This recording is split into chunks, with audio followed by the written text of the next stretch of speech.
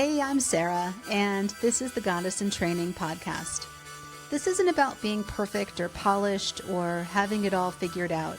This is about what happens when you actually start listening to your body, your intuition, your patterns, your truth. I'm asking big questions and having real conversations, sometimes messy and sometimes magical, with people who've lived through it, grown through it, and still don't have all the answers. If you've ever doubted yourself, betrayed your gut, or wondered if you're the only one, you're not. Let's talk about it.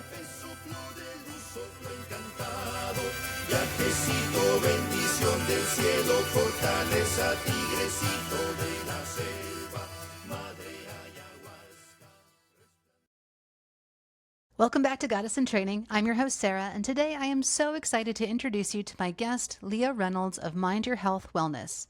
Leah is a functional nutritional therapist, a certified EFT and matrix reprinting practitioner, a German new medicine practitioner, and a root cause health coach specializing in emotional health, with close to a decade of experience helping people get to the why behind their symptoms. Her approach blends lifestyle prescriptions and nutritional therapy to create something deeply personal, because Leah knows firsthand what it means to face a terrifying diagnosis and decide to heal from the inside out.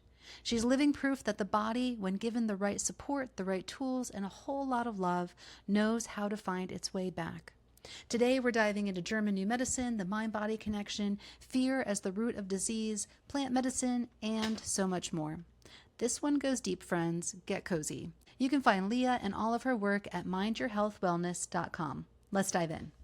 Hi, welcome back to another episode of Goddess in Training. I'm your host, Sarah, and today here with my new friend, Leah Reynolds, who does, as so many of us, a wide variety of things. So we'll dig into how you have walked your path and gotten to where you are today. But the thing that I learned about Leah from my friend Erica, who was on the Oh, no. podcast several Oh, months no. ago, and the thing that got me so interested in what you do, Leah, is German new medicine. Yes. And we were talking about insect bites, actually. And Yes. that was the entry point. And Erica was like, Yeah. because we both have been to Costa Rica, and Yeah. I'll tell you my story later on and how that relates. And so Erica said, well, I wonder if there's some German new medicine explanation for insect bites. And I think that she said that she had reached out to you and you said that there is a connection. Absolutely. Tell the listeners who you are and how you Sure. got to where you are today. It's a Boy, huge question. it's a big question. That could be 2 hours in and of itself right there. Goodness. Thank you for the introduction. Yes, Erica, I love her dearly. That was a really interesting conversation that we had while she was in Costa Rica. And she's like, I don't know why this is bothering me. And I said, oh, let me look. So just like you say, I'm Leah Reynolds. I live in the beautiful Pacific Northwest. We relocated here 5 years ago to Salem, Oregon. But what got me to sitting in this seat today is in 2012, July of 2012, July 8th to be exact, I was diagnosed with stage 2 breast cancer. And I was a wreck. Like I couldn't function and I was depressed and anxious and sad, even more so than I already was before. I was already kind of a wreck to begin with. I went through begrudgingly conventional treatment and I knew that it was in my heart, not something I really wanted to do. But I also realized that I was scared not to do it because there were so many talking heads around me saying, if you don't do it, you'll die. So I decided that I was going to change my frame of mind and I was going to do the treatments. And serendipitously, when I made that decision, happened to be sitting at my friend's counter one morning, and there was this little green book, and I have it over in my kitchen. And I opened it up because I was so distraught and I was so fidgety after getting that diagnosis. I opened it up, and the beginning story was about this man who had been diagnosed with bladder cancer, I believe. And he used the power of juicing to heal cancer. Because when he was diagnosed at that time, there was no chemotherapy, there was no radiation. I think the only treatment available was cobalt. And so he elected not to do that. And he went to Max Gerson. He started this juicing journey. He became the father of juicing, Jay Kordich. And that was a moment where, and most people know him by his infomercials. He had crazy infomercials with this striking white hair with huge bushy eyelashes. And I remember him from, when I was younger. But I never gave it any credibility because who gives infomercials credibility, right? Jack LaLanne. And so I was like, wow, there's something to this. And then about the same time, I was doing some retail therapy with my daughter because I was, like I said, super depressed and anxious. She was going to be a senior in high school. So we were shopping in the mall one day. I picked up this magazine in Zoomies, which is a teenager kind of store, and it said "Keep Abreast" on it. And I'm like, "What? How is this happening?" Like twice in less than, I don't know, 2 or 3 weeks. Wow. I'm so serendipitously coming upon these magazines and these books that are essentially what my life is becoming. And I picked it up. I opened to the first page, and the first little article was about women who were diagnosed with breast cancer, where they took the tumors out and they found all kinds of phthalates, BPA, toxins in their tumor. Mhm. And that was the other aha moment. And then they did genetic testing on me, and they said, nobody, you don't have any genetic predispositions. So that was another head scratcher. Like, Mhm. why am I getting cancer? Right. So even though I knew, I bookmarked it, I had all that stuff in my mind, the J Cordage, I started juicing right away. I went home like a mad woman and I went through my whole house and just got a huge bin of garbage disposal to throw away every piece of plastic, every makeup, every hygiene item in this garbage. My kids thought I was going nuts. I mean, thousands of dollars in the garbage. And I started from scratch. I went to a health food store. I bought all new makeup, all new hair care products. And I'm like, you know what? I'm going to go through this year of treatment, but along the way, I'm going to be formulating my recovery. And there were all these people that were placed in my life, again, serendipitously, one of them being Wayne Pickering. And I called him as somebody had recommended him to me. And I called him one day. He was a big believer, he is, I think he's still alive, of food combining. And so I was really interested in that with him. But the thing that struck a chord was he said, I go, do you think my mental state has anything to do with disease and being diagnosed? And he said, darling, can I just tell you one thing? And I said, what's that? And he goes, what you think about, you bring about. Mm. And I said, do you believe that? And he said, without a doubt. And that Mhm. was the moment where I'm like, I have to figure out the way I've been living, how it's affected me, how there's been impact in my life that's created adult onset depression and anxiety. Mhm. But even more so because I lived with that for so many years, panic attacks, the whole 9 yards. It wasn't until I realized that I'd had this very, very unexpected, dramatic, isolated, no strategy event about a year and a half before I was diagnosed, to Mm. the point where I was in such a grief stricken state. And I still get grief. I can still get a little choked up about it. I still need to do some more work around it. And I happened to be at the time subscribing to everything on the internet, anything I could listen to, anything I could get my hands on about trauma, grief, depression, anxiety, stress. And it was really hard to find at that time. The internet isn't what it is now. You couldn't find all the books and all the people. And even though they're out there in the weeds, you couldn't find them. Yeah. And I asked every doctor, I took my friends with me to all my appointments, and I said, do you think depression, anxiety, grief, stress has anything to do with the diagnosis? And they all emphatically said no. And I signed up for this podcast, and I saw this man who essentially started a course that's German New Medicine based. And I said, that's it. That's me to a T. And I started digging into it. And it was an expensive school, so I didn't really have the money for it. But I started reading and listening to everything that he said or anything I could find on the mind body. And I've read hundreds and hundreds of books. Mhm. And I know without a doubt in my soul that it's all part of our whole body. So that was a big answer to your question. Did I answer it? Because I have a tendency to go down all these different paths.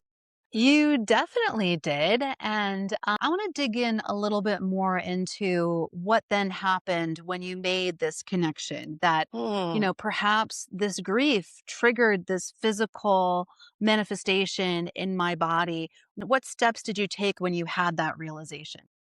Great question. So I'm going to back up a little bit. So I was fully buying in, but I still had that little seed of doubt, possibly, Mm. where Hmm. I'm like, I need, like most people, to see the data. I need to see Yeah. somebody else who's gone through it, right? So when I was diagnosed with cancer, I ended up going through chemotherapy for a year. And they warned me that it would put me into immediate menopause. They also warned that it could bring on some severe depression, which it absolutely did. I would wake up every day when I was in the midst of treatment, I would cry for hours. I would wait till everybody got out the door and I would get in the bathtub and I would cry and cry and cry until I couldn't cry anymore. Oh. My really good friend April, she came over one day and she goes, "What are you doing? Get up now. Give me that fucking iPad. I'm going to throw that thing in the garbage." Because I was researching everything like, reoccurrence statistics. Am I going to make it? Am I going to die? Like other women that had the same diseases. Did they make it? Are they going to live? Because I was obsessed with dying. And I was in the chemo road. I was treatment number 3 or 4. And on my 5th treatment, they were going to switch me to a new chemo. And at that point, I would get a targeted therapy called Herceptin, which was a specific monoclonal antibody that's specific to the type of cancer that I had that was supposed to be the best part of my treatment. Hmm. Because I'm fully bought in now, right? I'm fully bought into the process. I'm like, I'm doing this because they said one of the markers I had was very aggressive and it's very concerning. And they really hit me with everything in the kitchen sink. I mean, they gave me 8 rounds of chemo. I got way more chemo than their standard of care is today. They're not even doing chemo for the type of cancer I had Mm. now. So I was about to start my Herceptin treatments and they did an echocardiogram because it's known that the chemo is really hard on your heart. Hmm. And my ejection fraction had dropped from a normal rate to congestive heart failure. So I was diagnosed with congestive heart failure. So they're like, no treatment. Sorry, you're not a candidate. We can't do it. And then I went into more of a grief state, Mm. total grief state. Like, I'm going to die. So my mother in law's a doctor. She said, give me your echocardiogram. I'm going to take it to my cardiologist, my friend here in Klamath Falls, that happens to be her cardiologist as well. And I want her to read it because she knew how devastated I was. They put me on lisinopril and, they put me on an antidepressant right away. Because I was a mess. Like, I was Yeah. falling apart. I was calling the nurse every week, like, "I've got this pain in my shoulder. I think I've got a metastases in my shoulder, my brain, having Mm. headaches." So every time I'd call them, they'd do another scan. I'd do a brain scan, an MRI, because I was sure I had metastatic disease now. So fast forward to the cardiologist reading my echo. She looks at it and she writes on the paper and gives it back to my mother-in-law. She says, "This is Takotsubo syndrome." And my mother-in-law's like, "Wow, okay." So she comes to my house and she said, "You're doing this to yourself." I go, "What do you mean I'm doing this to myself?" She goes, "Have you heard of Takotsubo syndrome?" And I said, "What is that?" She goes, "It's heartbreak syndrome." And I said, "Well, I'm familiar with heartbreak syndrome. I'm not familiar that it's called Takotsubo." So that was the moment, Sarah, where even though it was so depressing and so overwhelming, I was like, I can do this. If I can create this, I can uncreate this. Yeah. And that was Right. the moment. Yeah. Takotsubo syndrome. I've never heard that before, but I do know heartbreak syndrome. I had AFib on and off for a while. Is that a symptom of what exactly is Takotsubo syndrome? We'll have to look at that. My gosh. These are my Okay. charts. Takotsubo, Pocket. Takatsubo, Takotsubo syndrome is called heartbreak syndrome. Yeah. Congestive heart failure is when your ejection fraction weakens. I think it's your left ventricle, the one that pushes the blood out. So Uh-huh. your heart eventually doesn't push all the blood out and it starts to like fill up with fluid and it eventually weakens and you die. So it's well known. So I recently did a podcast with Bernie Siegel. He's in my opinion, the pioneer of the thought field thought mind, body mind therapy. And he was one of my early adapted mentors that he didn't even realize that I read and listened to everything he said and did. And so again, serendipitously, I love that word. About 3 months ago, I met a lady who happens to be friends with Bernie. And I said, "Oh my gosh, I can't believe you're friends with Bernie." And I said, I would give anything to interview him." And she goes, "Oh, let me give you his email." Bernie and I have become friends. I've interviewed him, and he's 93. We speak probably once or twice a month. I'm doing a book club right now with his book Love, Medicine, and Miracles, and he's going to be our keynote speaker for the book club. What I found interesting is in our original conversation, where before we talked about actually doing the interview, we talked about the mind body. And he said, I went in one day to get my wife out of bed and I went to touch her hand and she didn't move. And he said she was dead. And he said, within 10 seconds, I had a massive heart attack. Mm. And, but he knew enough about, you know, this world that he was able to survive. He went out on a gurney to the hospital and she went out on a gurney to the morgue. And so the heart gets overwhelmed with grief and shock. And sometimes it just can't recover. It just stops. Takotsubo syndrome is essentially heartbreak. Your heart is breaking. Mm. Um, I don't know if I should share this publicly, but I have a friend who lost her husband tragically. And I love her dearly. I think she said it's been 6 or 7 years. And she's had 3 heart aneurysms Yeah. since then. And I hadn't seen her for a while, and I went over to her house one day. I was driving home in my car one afternoon, and something came over me, like, "There's something wrong with your friend. You need to go see her. There's something wrong with her heart." And I got to her house, and I was sitting in her family room. She gave me a huge hug, and she goes, "I have something to tell you." And I said, "What is that?" And I said, "I already know." And she goes, "What do you know?" I go, "There's something wrong with your heart." And she goes, "How did you know that?" I said, I had this, I don't know if it was God or spirit or whatever you want to say, told me. And she has surgeries and she gets rid of one and then it comes back because Mm. she cries. She cries every day. She's so sad. She and her husband were together since they were in junior high, grade school. I Yeah. know. So the Takotsubo syndrome was, yeah, it's just a heart weakening. So your AFib definitely has an emotional component to it. And we can break that down. We can look Okay. at that.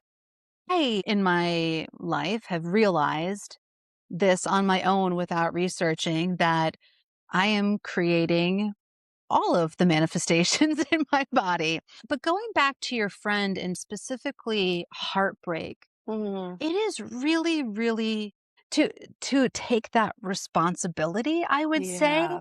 when you are in desperate, desperate state. If someone were to come to me when I was crying on the bathroom floor because Mm, of my emotional turmoil and said, "Well, Sarah, you're going to create some physical manifestation of this in mm, your body," I would have then cried even harder. It would have made it yeah. worse, right? Yeah. When you're working with people who are completely new to this concept, it's different when you've already seen it and Right. healed yourself Sure. in these ways. But when you're completely new to it, that responsibility piece can feel so heavy. And for Yeah. you personally, like when you came to these realizations that like, well, I didn't process my grief properly. It's a huge amount of responsibility. And so I Sure. almost killed myself. Like Yeah. how do you process that and how do you move beyond the grief that you feel when you're acknowledging that you're creating these own problems in your Yeah. own body? Yeah. Great questions. Oh my gosh. There were a lot of dark nights. There were a lot of me utterly laying on the floor, like surrendering to the grief and to the pain and to the sadness and to the I didn't know what to do with it. Historically, I'm an athlete. I've always performed as a runner, as a basketball player. I loved to dance. I wanted to dance when I was a little girl, but my grandmother forbade it because we were Christian. We didn't It was of the devil. You don't dance. So I would dance in my bedroom and I would sing. And so I knew how to move it that way. I knew that singing was a big part of it. I knew that pounding the pavement and running 5 or 7 miles every day was a way to get rid of it. So I started digging in like, there's got to be a way to get rid of grief. There's got to be a way to get rid of these emotions. And so I started looking at TRT, EMDR, all of these modalities that, could potentially move the grief. But I love your question about that responsibility and that heaviness of you're doing this to yourself, because so many people look at that in a bad way. I'm not going to victimize myself, essentially. Mm. And there is definitely that. People can be very touchy about that subject. And when I try to share that with my clients, I dance around it in such a way. I explain it where it's like, wow, isn't that powerful that we have that much power in our own healing, that Mm. we can navigate what we're going through to have a better outcome. And so for me, immediately it was like, oh my gosh, this is like the aha moment I need, that I'm going to hit the ground running. I'm going to figure out how to get rid of this and how to fix it and how to be happy. And it's not necessarily just be happy. And that's the biggest fallacy I hate to hear from people, is just be happy. It's not like that at all. And working with emotions and working through trauma is fucking hard. Let's Yeah. be real. Hmm. And when people come to me, I don't ever put them at blame. I just say A plus B equals C. When we're children, this is what happens. If we don't process as adults, then C can be the outcome. And if Hmm. we can take your little limbic brain, your little lizard brain that wants to keep you alive, and we can tell you, hey, it's okay, you're safe, then Mm. we can resolve what you might not even consciously know or are aware of, that we can then resolve what is subconsciously under those deeper onion layers happening without you even knowing. So there's no blame, there's no punishment, there's no, you're doing this to yourself. I mean, for me, it was like, geez, Leah, you're doing this to yourself. Now go undo it. And that's me. I can flip that bulb. But a lot of people don't know how to do that. They don't want to do it, and they don't want to take the blame with it. There's a lot of ownership with that, right? Yeah. Yeah. And it's everybody's journey. I really feel like I'm an intuitive, and I can sense with when people might feel like I have a client right now who she says, I'm a generally really happy person. I don't get upset. Like, I've had a great childhood, and it's so misconstrued. It's not like you had to have this crappy childhood. And then, granted, there is the ACEs study that show us that, but it's that unexpected shock that we're not even aware of, that we don't have a solution for. That's the trigger, Hmm. in my Hmm. opinion. Yeah. An easier entry point for me was just this overarching belief that everything that comes into my life is a lesson, is there for a Oh, yeah. reason.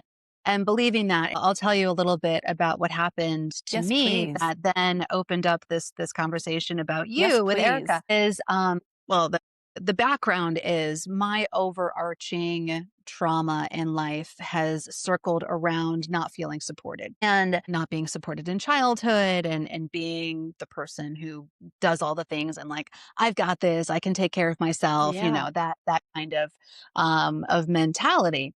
And it's manifested in different ways, and I've worked on it and gone back to my, childhood version of Sarah and held her hand and done that stuff and made a huge amount of progress.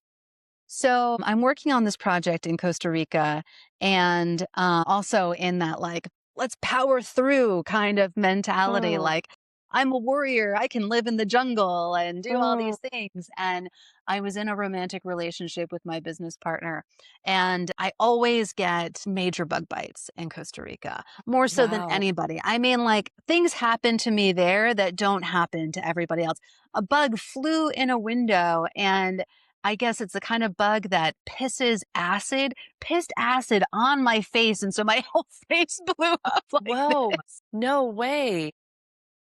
So last summer I was there, and we're staying in this camp. We're building on this property that has nothing. I'm bathing in the river, and I had a normal bug bite that turned into a festering, necrotizing fasciitis. And I was rushed off to the hospital in San Jose and Wow. was there for 2 weeks, needed surgery. Oh my And goodness. right. And thankfully, I didn't go into research mode like you were talking about doing, because then I would have seen how close I was to sepsis and how they drew the circle around the wound. And that if it had expanded beyond that circle, they probably would have gone and amputated my leg. But thankfully, I wasn't looking at that stuff. I'm just sitting in the hospital, like waiting and like, what's happening next? And I felt fine the whole time. And my partner, my business partner, romantic partner was there. And the realization that I had during this period of time is that he was not my person. He was there physically, but he was not giving me the emotional support that I needed. And I'm aging and I just was seeing into the future like I need a person who's going to be that rock, the emotional rock for me. And that was something that I hadn't really experienced in the way that I think that I really need in my life. And so I saw that in that transformational way that, okay, thank you, universe, Mm, actually, for giving me this episode. I'm learning the lesson. Hopefully, I don't need such dramatic lessons in the future. right, right. Holy I'm getting cow. it. I'm making changes. But what's so funny, Leah, is it's been almost a year, and even since then, I I got another like full body rash, and the doctor was like, "Oh, it's staph again. Put me on more antibiotics." And then that made it worse. And then she was like, "Must be a fungal infection." And actually, I'm still recovering. There's still remnants of it. And so when I was talking to Erica about this, she said, when I asked Leah about bug bites and about skin things, it all has to do with not feeling supported. Yeah. And lo and behold, I am in a new relationship where I feel more supported than I ever have in my life. And guess what's almost gone? My itchy fungal Wow. infection. So anyway, so that sorry for the long, No, long story, but I love that so much. yeah, so that was the connection, and it got me thinking more and more about, gosh, we really are creating our own realities in Yeah. every sense of the word. Every sense of the way. Yeah. And of the word. And here's how I like to equate that. When let's imagine that there are 20 people and they're all eating the same diet, they're all living in the same house, they have the same job, they're doing everything the same. They have the same spouse, exactly like Stepford wives. They're, all the women are Stepford wives, all the men are Kens, okay? But they all have their own brain. All of them get sick, and all 20 of them get something different. Why is that? Why is it that I got breast cancer and not lung cancer? Mhm. My body's overtoxified. I'm being subjected to toxins and a poor diet and no sleep. And if everything is exactly equal across the board and there's no differentiation between 20 people, why wouldn't they all get breast cancer? Why wouldn't they all get pancreatic cancer? Why wouldn't they all get lung cancer? Why wouldn't they all get rheumatoid arthritis? There Mhm. has to be something that tips the scale, right? The body's overtoxified. Most of the time, we can regenerate, we work through it. We've got nutrients and sleep and everything that helps us through. And when we get to that point where we have that conflict shop, if we don't have a supported body in the way of nutrition and sleep and whatnot, the biological conflict is going to be way more intense because we don't have the Mhm. minerals and the nutrients to support a healthy body. So it's that tipping point that kicks us over. And again, there has to be an interpretation. So in German New Medicine, Dr. Hammer could see lesions in the brain. He could Mhm. map the lesions on the brain to the correlation of the organ. It was visible in the brain, the affected area, by it looked like concentric rings, like a tree ring. When it was active, they were really sharp rings, and you could see that it was in an active stress phase. When the stressor was mitigated, the rings would start to blur, they would blur. Mhm. So Mhm. he would know at that point that the person was in regeneration. The trauma Mm. had passed. He could look at a part of the brain and he could say, You had this happen at this age. This was the conflict, and this is likely what you had happen. In fact, one of our professors, I can't think of his name right now, but one of our other professors, he would look at her mom's brain scan because she was having all kinds of health issues. And he could specifically tell her about her mom, what the conflict was, what surgery she had had, what organ it was affected. I mean, it was that precise. And they are teaching that not in the United States, unfortunately. I mean, it is because we have access to it, but this is being widely taught in schools all over the United States or all over the world, but not so much the United States. So it is a very unknown practice. And sadly, Dr. Hammer. Because no one's making money off of it. Yeah. Right. Yeah. Yeah. In fact, his system was called pseudoscience, and it went down in the annals of, just like Mhm. Dr. Coca and the Coca's Pulse test, same thing. He developed a test for food allergies, and Mhm. it worked because he was an allergist. He studied it. He clinically showed it worked. He presented it to the medical peeps, and they said, now. And same kind of thing. They actually kind of lose hope in the sense of, medicine, and they sort of fade out into infamy. So yeah, it's fascinating. So that's sort of the analogy I like to use with people. But then the other analogy is, let's pretend that you and I are both out on a walk, and a car comes by and narrowly misses us, and I fall off the curb, the other direction, and you kind of stumble and you get up and you're flipping the bird to him. And I'm like, oh my God, I just saw my life pass in front of me. And Mm. I will manifest now the next time I go out on a walk. My limbic brain has said, do you remember that walk? That corner, those rhododendrons were blooming. The pine trees were releasing their yellow stuff, pollen, Mm. and you almost died. And Yeah. boy, those smells were really strong that day. And you saw red, you saw the car go Mhm. by and a flashing light, and you are lucky to be here. So I would most likely now have a correlation to my brain stem, because the brain is about survival. The brain stem is about survival. And you would likely have, because you're getting up, giving full, middle fingers to the guy, you would likely have a correlation to your cerebral cortex. So you would have a part of your body that's connected to that part of your brain that would likely have an issue moving forward when you went on your walk, because the limbic brain is saying, I don't want you to die. I want you to be safe. So I'm going to give you those smells, that sight, that taste again. And I'm going to remind you that you lifted your middle fingers because you're trying to figure out your social perceptions and your voluntary actions with this person that almost killed you. Whereas I'm like trying to figure out how to survive. We would have different correlating symptoms based on that interpretation of that moment. How much of this is really just about fear? In your own story, Gosh, you great talked question. about being so fearful, obviously, when you got this diagnosis, and that's the automatic response. You almost got hit by a car. Of course, you're going to feel fear.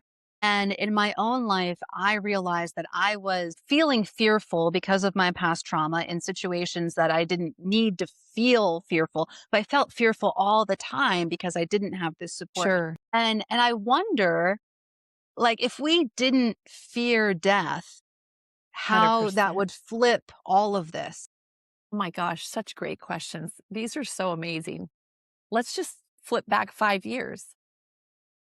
6 years ago, what happened? And the world went crazy.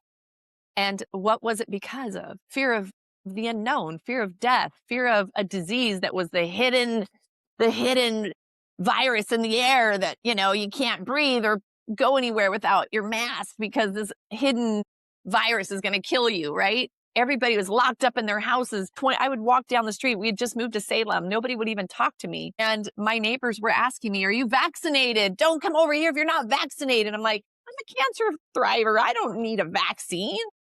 I beat Uh, cancer. COVID, and yeah. I'm not diminishing it because people died, but let's be real. They had underlying health issues. I got COVID. I was sicker than a dog. I ended up in the Mm. hospital. I am fully aware that there are things in the world that create illness. I'm going to bookmark that.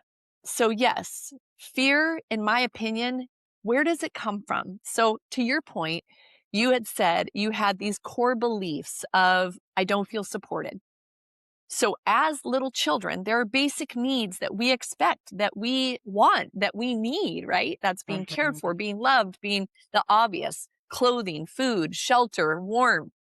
And then there's the emotional ones of being loved, being seen, being nurtured, wanted, supported. And when we're not, what comes out of that?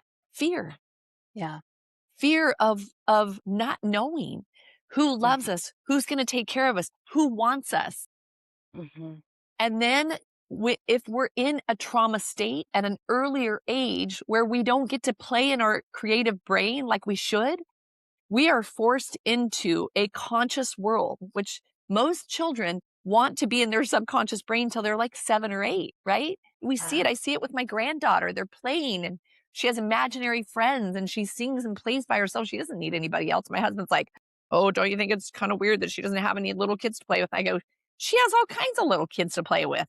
They're all up here. That's all she needs." So when that trauma happens, we're forced into that conscious brain, the stress, the trauma brain that we don't need. Our brain doesn't fully develop, and we get stuck in fight or flight at an earlier age in a fear state. And in my opinion, every dis-ease or lack of ease in the body is what's creating the disease. And fear is the largest driver of that. Now, fast forward, there were 3 people in my life I really wanted to meet. I've met all 3 of them in the last year and a half. One of them wow. being Anita Morjani, one of them being Bernie Siegel, and one of them being Peter Crone, the mind architect. He was sad disappointment, sorry to say. But the other 2 are life-changing. Anita Morjani's book, Dr. Bernie Siegel's books are what changed the trajectory of the course of my life and why I sit here today. Mm. Anita Morjani's book, Dying to Be Me, I highly recommend you read it. I've listened to every interview just about that she's done, maybe not her newer ones. I've read all her books. When I met her in a book club, we did a book club with her and I got to interview her. I asked her because I already knew the answer. "What do you think is the reason you got cancer?" And guess what she said? Fear. Fear.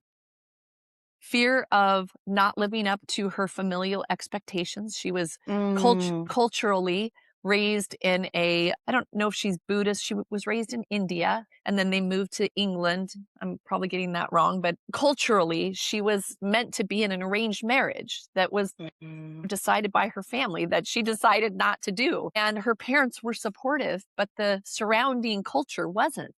And so she remembers hearing a conversation where her mom and her mom's friend or neighbor was at their house and she was, saying, "Gosh, aren't you embarrassed that your daughter is like bringing Mm. shame to your family?" And Anita remembers at that point that the disappointment, the fear of disappointment. And then also in her life, her best friend was diagnosed with cancer. And so now Anita took on this fear of cancer. So she started doing everything she could in her power not to get cancer. And then she gets cancer Yeah. and she dies. She dies a near death experience. She has a near death experience. And she will say, even today, I just watched her interviewed by Lewis, is it Herms or Howes or he's, famous podcaster, and he specifically asked her, "Why do you think you got cancer?" And she said, "Fear." And Bernie will say the same thing, not doing what you love, not living the life you want to live, being in a marriage you hate, doing a job you don't like, living someplace you don't want to live, that eventually erode away at our energy, that destabilizes us and creates a lack of ease that tips us tips the scales again, right? And then there's that Uden moment that decides where it's going to manifest. And yes, so that's a long-winded question. So I was always in fear, always in fear. Fear of disappointment, fear of not being enough, fear of not being taken care of, fear of my mom dying because she was a single parent, fear of being Mm. alone, not Mm. having a parent to raise me, fear. And then my stepdad, physical, mental abuse for many years. So Mm. fear of having the trauma of being beat to like Mm. as a 7, 8-year-old kid of being laying on a bed with my shirt taken off, being beat with a lash. Well, yeah, fear constantly. Yeah. Absolutely. Great Oh my question. God. Wow. I probably go too much in depth but No, yeah. those visceral images is what sticks in people's minds and then gets them to think about their own situation and expand. their awareness. The one thing that I was thinking about is when you were talking about the neural pathways in the brain and the brain scans. Oh, I've utilized plant medicine and I use yeah, psilocybin, and it's been transformational in my own life. absolutely. And there are Likewise. more and more studies, right, about how it is reconnecting those neural pathways in our brains. Yeah. The most profound experience I had basically wiped away fear in my life, and Yeah. then that was the catalyst that then set me on this path where I'm like, "All right, well, if I'm not fearing death, it just revolutionizes everything. Then I can really Yes. live." Yes. And so many people have those moments, whether it be a near death experience. There's so many different ways we can come to that same kind of conclusion. I'm sure you've done more research than I have about how plant medicines are working in the brain and helping heal those traumas, which are Yeah. then healing the body. Yeah, great questions, and I don't think I answered your last one about, the fear part. You had asked me specifically if I thought fear was an impact, and I think I danced all around that, but yes, plant medicine. What plant medicine did you do? Wachuma, ayahuasca? I use psilocybin regularly and have Okay. also used ayahuasca, but Yeah. psilocybin has been the most transformational for me. Yeah. Okay. Lovely. I've done psilocybin, wachuma. I haven't done ayahuasca yet because I hear it's pretty darn harsh. So luckily for It's funny, me, it wasn't for me. I have had more complex, challenging, experiences with psilocybin than I did with ayahuasca, but maybe because oh, I had done that so often, and then yeah. when I went into the ayahuasca space, the spirits were there, and then they were basically like, "Yeah, we're here and we're there, we're with you all the time," and it was a very easy journey for me. But anyway, that's another story for another day. I know we need to do another podcast on that because that's such a great question. Wow. All right. So, how do I get to this without telling you a whole book? Neural pathways. When, like I said, when we're little kids, the fear of death is, to your point, such a big thing for our culture. We don't talk about it. We don't know how to talk about it. We don't know how to approach people about it. We don't know how to celebrate it or not celebrate it. We have these, I'm sorry to say this, depressing funerals, in my opinion. Like, please, my God, do not be depressed when I die. Like, please be out on the trail hiking and throwing my ashes everywhere. When I was diagnosed with cancer, we equated immediately to death. Everybody associates cancer to death, right? And there's so much trauma work, in my opinion, that has to happen around just the word alone.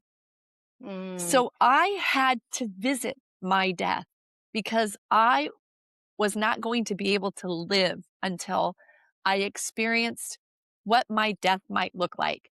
I was so afraid to die, I'd forgot how to live. And we all have these ways, like I said, of trying to learn what that's going to be to help reprogram those neural pathways. Because as I said, when we're little kids, so much of our programming comes from those first 8 years of life. And then everything from that point forward sort of go back to those early core beliefs that start showing up repetitively as adults. Oh, I remember that time when I was left by myself in the crib where my grandpa didn't take me fishing. I was always left behind because nobody wanted me, you know? And then here I am today, a 55-year-old. Nobody wants me. I'm the outcast. I'm the one that was adopted. And then before you know it, you have imposter syndrome, you know? But mm, it's all correlated back to that memory at 2 where those neural pathways were set, right? yeah, yeah. So, how do we redirect those back into what we call a normal, healthy brain? And to your point, there's different ways to do it. So, one of the ways I use is, and I don't know if this is a question you're asking, the neural pathways for me is so hard because when we're in that state as little kids, when you have a child who's been subjected to trauma like I was, they start developing mechanisms, protective mechanisms, if you Yeah. will, of keeping themselves almost in a state where they're always hyper alert around with their surroundings. They're seeing things peripherally. They're always under fight or flight. And they develop what we call an ADD, ADHD brain, Mhm. which really becomes a superpower as an adult because you truly can, as an eight. I don't even like to say ADHD and ADD because I just think it's neurospicy. You develop these skills, these superpowers, because you had to, as a little kid, keep yourself protected, right? So now as an adult, you're constantly 360. We can see behind us, we can feel behind us. We know we have energy sensors that know what's going on all around us. You never get to just fucking Yeah. be. Yeah. And so I had to figure out how your neural pathways have to be rewired. They have to be, because otherwise you're going to keep having these same reoccurrences of chronic disease if you don't fix it, right? Hmm. So I learned tapping right out of the gate. I had a friend who was diagnosed with cancer at the same time. She's like, "Hey, I'm learning this thing. I need your help. Will you do this with me?" I went behind the fence at my house, and I didn't want my kids to see me because I'm like, this is the weirdest thing I've ever seen. And she taught me how to tap. And I'm like, wow, whatever just happened there, like, I am not anxious. I am not stressed. I am like actually calm. I need more of Hmm. this. So I went to school to learn to be an EFT practitioner. And in my journey, before I went to learn EFT officially, she had taught it to me, but I didn't understand the mechanisms of it. And I didn't know how to really do it on myself without her being there. Hmm. And so when you're in that trauma brain, the last thing somebody's already gone down that road is to get them back and get them calmed down, right? It's almost impossible. It's like telling someone with an ADD brain, go meditate. Yeah, Right. right. Right. Not possible, right? So serendipitously, again, lucky for me, I have two people. One was my yoga instructor, and she was coming and going from Peru to Klamath Falls, from Peru to Klamath Falls. I'm like, "What are you doing?" And she's like, I'll tell you someday what I'm doing." And so finally she'd gone and come back, and I'd said, "Hey, like, I want some of what you're doing. I already have a feeling that it's what I need." I hadn't had a discussion with her. I didn't know what she was doing. I had no idea. And I said, "We need to make it happen." And then she shared, "This is what I'm doing. It's for trauma and whatnot." And I said, "I need it. I need it." So it's against the law, but she and a group of about 20 of us, we had 3 sessions, 3 ceremonies, if you will. And it was Wachuma, the San Pedro. Hmm. And what I will say, Sarah, and you know this, that when you do these plant medicines, you have to be so careful of, Hmm. number one, who you are with when you do them, Hmm. what kind of medicine you do, and Hmm. what kind of mental state you are in going into it, while you're in it, and coming out of it. Because it's can be very dangerous.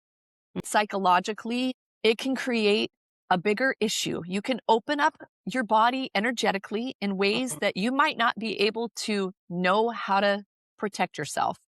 And Hmm. we actually had a lady that was in our sessions who eventually committed suicide. Oh, wow. So I do know that when I did these plant medicines, that I was able to get into a state that meditators and monks Hmm. spend years trying to get to. It's Hmm. that point of illumination, Mecca, whatever you want to use, whatever term it is you are familiar with, Yeah. of born again, as Christians call it, oneness. Yeah. Seeing that we're all part of a bigger picture. And Hmm. many people, like meditators and whatnot, will call us cheaters. Well, you're cheating the Right. system, I you're know. getting, but I Shortcut. needed shortcut. Yeah. I needed to see that. I needed to feel that. I needed to Mm. be in that moment and know it on my own without spending 50 years of trying to meditate my way into it.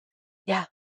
And maybe your experience was the same. The beautiful thing about it is once I did it and I felt it, I can recreate it now Yeah. Without the plant medicine. Yeah, without the exactly. plant medicine. Yeah. Right. Right. So my neural pathways, when I came out of that, I was like, fuck death. Like, Yeah.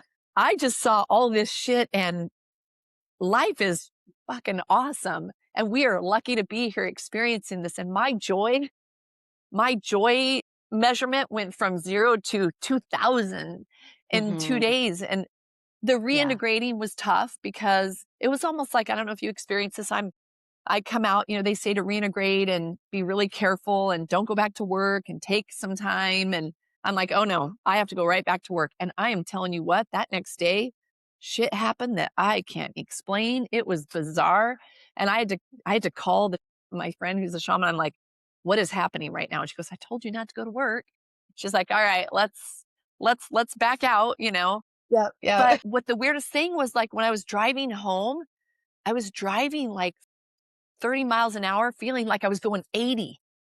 I'm Mm-mm. like, we have completely lost connection of how fast our lives are and how Mm. crazy our lives are. And there's no slowing down.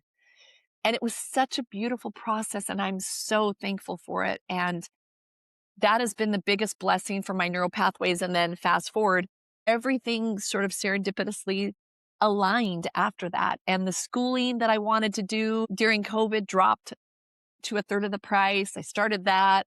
It just, everything is aligned since then. So, and it's not to say that I don't still have onion layers. We all do. But, Yeah, that's part of being alive, you right? know? And if we didn't have something to peel back and discover, then are we really living? I don't know. Exactly. Did I answer your question? I'm very storytelling, so I don't know if I You answer, if I did. just dance around it. No, you did. And what a beautiful story and really mirrors my own experience. And like you said, it's not for everyone. And there are so many different pathways to get to the same thing. But I think the goal is to release fear, live life. And I guess that leads me to my next question. I have gotten to this place in my own life where I don't really want to go to the doctor. I don't want to get testing done. I kind of feel like, of course I had to go to the hospital when I had necrotizing fasciitis. Like if I hadn't, Yeah. I would have gone into sepsis. I would have died. But I almost feel like my intuition tells me that we have tumors, things come and go in our body all the time. And this testing that we undergo, like oftentimes they'll pick something up. Mm. I kind of feel like it's not a given that that would have spread and caused a problem, but by virtue of recognizing that it's there and giving it more energy and feeding into it with the fear, then it does spread. So I'm like, I just don't want to. Where are you Oh, on the spectrum of traditional medicine at this point, okay. or Western medicine?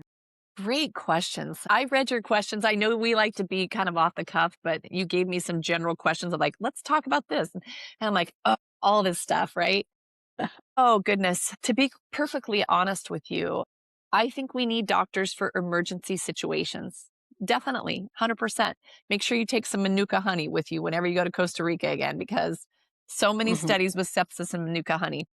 Yep. I keep a bottle of it here. When I was diagnosed with cancer, I went through the conventional model. I developed what they call white coat syndrome. Mm. Everything is so dramatic when you go see a doctor. It's, oh, you've got this stage 2 cancer. Let me draw your breasts on my he drew my breasts on the table, where you lay down. And I'm like, and you got one here and you got one there and super Mm. aggressive and oh, terrible. We're gonna have to come at you. And I'm like, oh, what just happened here? Like all this shock. And the last thing I want to ever do again is walk into a doctor's office and listen to that, right? And I Yeah. work with so many people that the fear of the fear, it's Mm. not even the cancer, it's the fear of the word, it's the fear of the diagnosis, it's the fear of I have one lady that she and I both tapped on the doctor. She could hear him in the room next door telling the person next door that they had 2 months to live. And she's like, Mm. that fucking doctor, and I'm like, oh my God, I know that fucking doc. We were both going crazy on these doctors and what they say and how they don't understand the power of their words. So the last thing I ever want to do is walk in another doctor's office. Trust me. And to your point, we are so obsessed with finding everything. Let's Hmm. find this. Let's do that. Let's take a test. Let's do a scan. Oh my God. Dr. Wayne Dyer, one of my favorite guys who actually found Anita Morjani, said, if you want to go looking, you're going to find it. Hmm. So when I did my scans, and all this stuff came up, oh, you've got fatty liver and you got da da da da da. There's a study, and I can't think of the name of the study right now, where they actually did post-mortem exams on women, a group of women, and they found tumors in their breasts, but they didn't die of the cancer. They didn't die of the tumors in their breast. The Mm. body smartly encapsulated the tumors with scar tissue so that it couldn't spread. So to your point, Our body has a system of stressing and regenerating. Doctors know this. And when we cut, poison, and burn, they also know now that when we open up tumors to air, they metastasize. It's no Yeah. longer anecdotal, it's now proven. So Hmm. early on, 14 years ago, when I said this, that's not, I said to the doctors, hey, I've read that when you biopsy tumors, when you expose them to air, they spread. Oh, that's ridiculous. Well, now the data is coming Mm. out saying emphatically yes. We cut, poison, and burn. But in German New Medicine, Dr. Hammer, because the breasts were associated with the part of the brain, at least the kind of cancer that I had, associated with the cerebral cortex, which is social perception, voluntary actions. It's about loss of touch, nurturing. And Mm. when you actually find the cancer, you're in regeneration because that part of the brain, the way it functions in a minus plus. So, what I mean by that is when you're in a stress phase, the tissue will become necrotic, it thins, right? When you're in a regeneration phase, it thickens, it replicates, it grows. So, by the time we're in regeneration, which is a growing tissue factor, we're cutting, we're poisoning, we're burning. The body is already on its way to healing, and we're Mm. destroying the very thing we need to heal the body, which is our immune system, which chemotherapy destroys, right? It's no different than when we go to the doctor and we're sick. Like when my husband made me go when I had COVID because I couldn't get past the fever. They gave me a nebulizer. I wouldn't take any of their antibiotics or whatnot. They wanted to give me a nebulizer because I was having difficulty breathing. It's so funny how quickly my husband, even knowing 14 years that I don't want to go to the doctor, I don't want to go to the hospital, how quickly he was like, "You're going to the hospital." I'm like, "I don't want to go." He's like, "Please just go. Make sure it's not in your lungs. Get a lung x-ray." So we give out our power to people that have no idea what's going on in our body, number 1. Number 2, we give out our power when our body is already on its way to healing. It's going to get there. It's not going to be McDonald's time or Burger King time. It's going to be the way the body wants to heal. And we Mhm. know now, typically, what we see when the body's in stress phase, let's say 5 days, we know the body's going to probably be in regeneration for 5 days. Mm. Now, I say that when we're young and our body regenerates so much quicker, that regeneration happens a lot quicker than it does as we age, right? When we eat well, when we sleep well, when we do everything right, it's going to regenerate quicker. If we're stress cases and we work a job we hate and our hair is on fire, of course, we're going to regenerate much longer than we were stressed. Mhm. So, to answer your question, I prefer to stay away from hospitals. I prefer to stay away from doctors. I have no desire ever in my life to see another doctor as long as I live. And my herbalist, he will say, "I really wish you would just go get an oncologist." And I said, "Why?" I keep him around because always in my back pocket. I'm not actively doing his program right now, which I probably shouldn't say that out loud because I probably should be doing it, but I kind of manage my own care now with Mhm. EFT, with German New Medicine. I feel like I don't need it anymore. We give out our power. We give Mhm. out our inner being, our inner knowing to somebody who has no idea what's going on inside of us, and we expect them to get us well. Is Yeah. that nuts? Is that Yeah. nuts? I Yeah. know intuitively when I'm off kilter. I know intuitively when I need sleep because I am so in touch with who I am in my body. I know when something's just a smidgen off. And most people walking couldn't tell you even the medications they're on because they want somebody to fix them. Mhm. And Yeah. that's never going to be the case. It's never going to be the case. And so I told my herbalist I have no desire. I said, "We're doing everything we need to do. I'm doing everything I need to do. Bringing in a doctor into my life right now would create more stress than it would help." So, no, no desire to go to the doctor, none at all. I think about death a lot, probably more than the average person, but not in a fearful Okay. way. But I also have thought through, like, if I were to get some diagnosis that was terminal, okay, what would I do with that? And the answer is I wouldn't tell anybody. I would keep walking through the world in the exact same way that I'm walking through the world before somebody telling. Yeah. And that's kind of the paradigm that I try to live by, that I don't want anything to alter my center, and that's what those diagnoses and that's what this information often does, is like, well, then you have to shift your entire life and focus on something else, and then you're not living anymore, like you said. Absolutely. My That's gosh. such a beautiful way to put it. You just nailed it. This whole interview right there just came right back. We're all dying. We're all dying every day. You Yeah, know, it's what you do with the time you're here that is going to fill your cup or not. exactly. So, Leah, what is coming up for you in the next few months that's filling your cup up and bringing you joy? You mentioned some books coming. What else? Yes, thank you for I've so enjoyed our time. I know I'm a yapper. I just don't shut up. I love it. Thank you. Let's see. I'm writing a book. I've developed a system. It's called the 1% Code Method. I'm applied for a trademark, and I feel like the book has been something that it's been in the back of my mind for 13 years, and I keep having all these people in my life that say you need to write a book. And so I'm writing a book, and it's very traumatic, and I didn't want to regurgitate my whole life, but I'm regurgitating my whole life. But essentially, it's going to be very based on the emotional component of health and how I believe that childhood, as I said, adult onset illness, and how that's all intertwined. It's called The Little Girl on the Porch, as I said. It's about, as I shared with you before we went live recording, my grandmother was an integral part of my life. My earliest memories of love and unconditional love. She never Mm. judged me. When I misbehaved, and I was always misbehaving, she never stopped me. She loved me even more. She hugged me even more. She read to me every day. She tickled my feet while she read to me. Every week we would go and buy golden books, and she would come home. She was my roomie. She became my roomie. But she spent the majority of her life in the state mental hospital, and I live in this part of Oregon now where she spent almost 20 years of her life. And during COVID, I got her medical records, and I was able to really dive in and see that there was really no mental illness. She was mistreated. She was misdiagnosed. Her thyroid was taken out when she was 17, and she was never put on any formal medication for it, and she started having symptoms of no thyroid.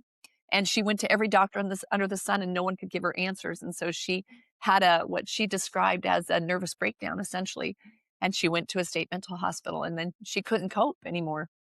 So I feel like my journey is bringing her story to light as well. And such a beautiful package, if you will, of how that generation, that trauma can pass forward, right? So the book is about, she bought me a dress 3 days before my 5th birthday, and then I found her dead, and that day that she bought me the dress. So the book is super emotionally charged, and it's been really emotional for me to write it, but that's why I feel like I'm writing the book. I know that was a long-winded answer for your question. I'm also creating a juice book because, as I shared with you, Jay Cordich and juicing became a huge part of my recovery. I embarked on a 2-year nutrition juicing supplement journey with Dr. Nick Gonzalez in New York City. I did a very intense recovery protocol with him. He's Mhm. very well known in the alternative world. Midway through my treatment with him, he passed away. And Mm. so that became even more traumatic for me. And so I feel like the crux of my healing journey came from juicing. So I'm writing a juicing book. I'm almost done with it as we speak. And I'm on the trail. If I'm not doing that, I'm at Abaco Falls, I'm at Silver Falls, I'm in nature, being one with the birds and the mountains and the trees because they don't judge me. They don't expect anything from me. But when I'm with them, they sing and hug and come and see me at the waterfall. And that's Oh, where I find my greatest joy besides dancing and singing. that's so beautiful. How about you? Tell me about you. Tell me what you do. We didn't even talk about you, not one bit. Oh, because my listeners hear about me all the time. Oh my gosh. I think anybody who listens to every episode is like, oh my God, is she talking about necrotizing fasciitis again? Well, you and I need to do a session for my podcast, and we need to talk about it from a German new medicine standpoint. And actually, what you and Yeah, I should do is we should do a German new medicine session. I I would would love love to that. I would love to gift it to you. Thank you so much. I would absolutely love that. No, I'm just learning about it. And so, like you said, these serendipities, my life is all about that too. As soon as you open up, exactly what you need comes to you at the exact moment that you need it. And yeah, that's what I believe. We're exactly where we're supposed to be in every moment. And I I've agree. just so much appreciated this time with you, Leah. And I'm Likewise. excited to continue the conversation. I was seeing myself out hiking with you in Oregon Please, at some time. So I think that might please. happen. Absolutely. You come and girl, you will not wanna go home. It's Probably not. heaven. I live in the Blue Ridge Mountains, which we have This is waterfall, true. and it's So, also very beautiful. So I need similar, to I come think. your way. Yeah. Oh, we'll do a little trade. Yeah. Absolutely. Anytime. Well, Anytime. thank you, thank you, thank you so You're so much. welcome.